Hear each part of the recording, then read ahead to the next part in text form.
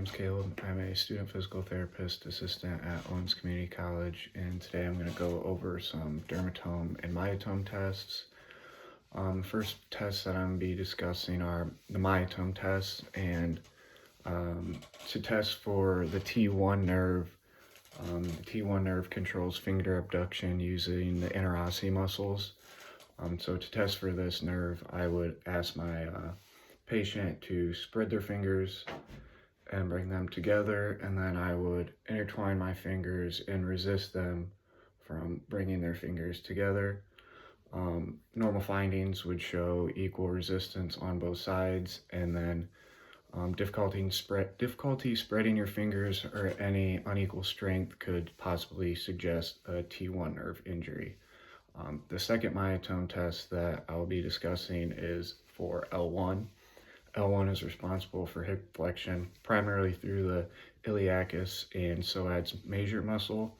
So to test this, I would either have my patient laying on their back or sitting, and I would have them flex their hip, and I would resist, and I would do that on both sides.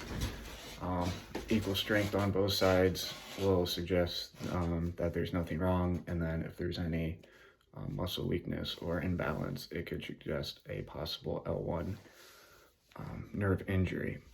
For both of these tests, you want to test the unaffected side first and then the affected side to be able to compare the differences, and then each of these tests are graded from 0 to 5. A grade 0 is no contraction at all.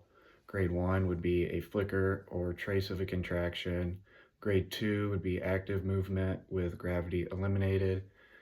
Grade 3 would be active movement against gravity. Grade 4 would be active movement against gravity and resistance. And then grade 5 would be normal muscle power. Now I'm getting into dermatome tests. Dermatome that I have is for C8. C8 covers the medial forearm down to the pinky and ring finger. And to test this, you need to use light touch, so it's good to use a brush. You'd have your patient close their eyes, and then you would brush on their unaffected side first and their affected side, and then you would ask if how it felt, if it felt the same, if there's any differences. Normal findings would be there's equal sensation bilaterally, and then abnormal findings include decreased muscle sensation, numbness, tingling, or differences between sides, which may indicate C8 nerve injury. Thank you.